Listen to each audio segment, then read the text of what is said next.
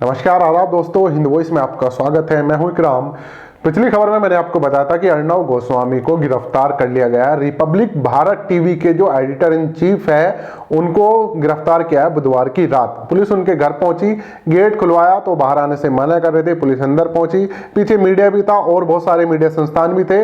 जब वो अंदर कमरे में पहुंचे तो वो बाहर आने से मना कर रहे थे। पुलिस को उनके साथ थोड़ी सी जबरदस्ती करनी पड़ी उन्हें बाहर लाने के लिए, जिस पर आरोप लगाया रिपब्लिक भारत टीवी ने कि उनके साथ मारपीट की गई है। अर्णव गोस्वामी का भी आरोप है कि उनके घर वालों से उन्हें बात नहीं करनी दी गई, उनके सास ससुर से उन्हें बात नहीं करने दी गई। अलीबाग थाना पुलिस उन्हें गिरफ्तार करने पहुंची थी। उन्हें गिरफ्तार कर वैन में लेके जा चुका है।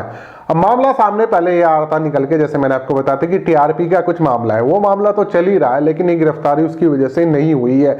ये गिरफ्तारी हुई है एक आर्किटेक्ट था जिससे कुछ काम कराया था रिपब्लिक भारत टीवी ने अर्णव गोस्वामी ने, और उसका बकाया उसने वापस नहीं किया था।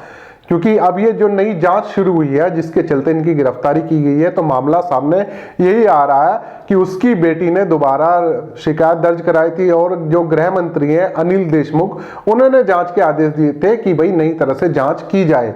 क्योंकि मामला ये सामने आ रहा था कि अर्णव गोस्वामी ने उस आदमी को उकसाया जिसके चलते उसने आत्महत्या कर ली। वो आर्किटेक्ट था और वो उसी ने आत्महत्या नहीं की, उसकी मां ने भी आत्महत्या नहीं कर ली, क्योंकि उन्हें पैसों की तंगी चल रही थी और रिपब्लिक भारत ने उनका पैसा वापस नहीं किया था। ये मामला क्या था मैं आपको बता देता हूं।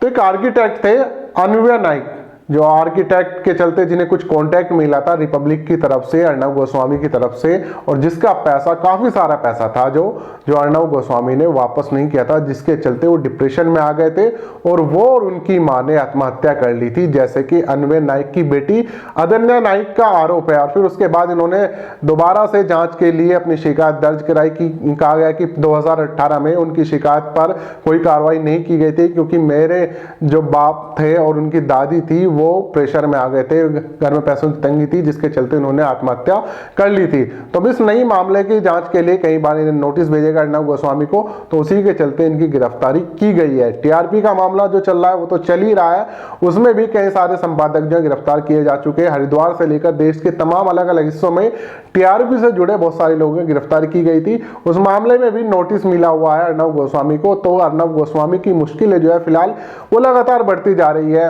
एक तरफ वो सुशांत सिंह राजपूत जो फिल्म एक्टर थे, अब हमारे बीच नहीं है, दुनिया से जा चुके हैं, उनकी आत्महत्या को लेकर पूरे बॉलीवुड को जिम्मेदार ठहरा था कि उन्होंने उन्हें उकसाया, उन्हें फिल्में नहीं मिली। वहीं वो खुद ऐसे मामले में लिप्त है जिसमें उन पर आरोप लगाया कि उन्होंने खुद किसी को उकसाया है और उस बेचारे ने आत्महत्या कर ली है। मरने वाले की बेटी ने खुद उनके खिलाफ शिकायत दर्ज कराई है, क्योंकि इसमें उसकी दादी ने भी आत्महत्या कर ली थी सन 2018 में।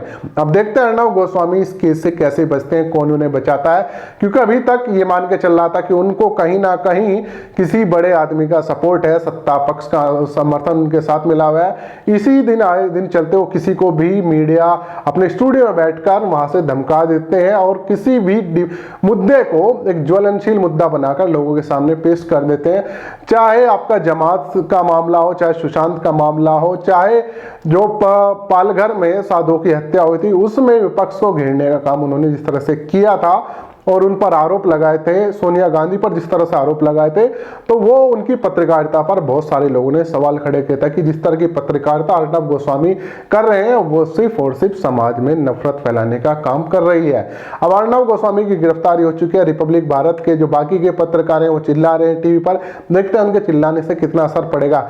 लेकिन इसके साथ साथ कंगना रनावत जो फिल्म एक्ट्रेस है, बड़ी जानी मानी एक्ट्रेस रही है, लेकिन पिछले कुछ दिनों में देखा जा रहा है कि उनकी दिमागी जो हालत है वो कुछ ज़्यादा ही सोच के परे है। क्योंकि जिस तरह के वो बयानबाजी आजकल दे रही थी और फिर मीडिया में छाई रही, कंगना रनावत का सपोर्ट अर्णव गोस्वामी और बाकी जो और इस तरह के पत्रकार उन्होंने किया था, उनको भी नोटिस जारी किया है। जावेद अख्तर ने भी उनके खिलाफ एक शिकायत दर्ज कराई थी और पुलिस ने उनके खिलाफ दो समुदायों में नफरत फैलाने के एक जो पोस्ट उन्होंने डाली थी वो और उनकी बहन रंगोली के खिलाफ शिकायत दर्ज कराने पर उनके खिलाफ नोटिस जारी किया था। पिछले नोटिस का जवाब उन्होंने इसलिए नहीं दिया, उन्होंने कहा था कि भाई मैं शादी में हूं, अभी मैं आपके सामने पेश नहीं हो सकती है।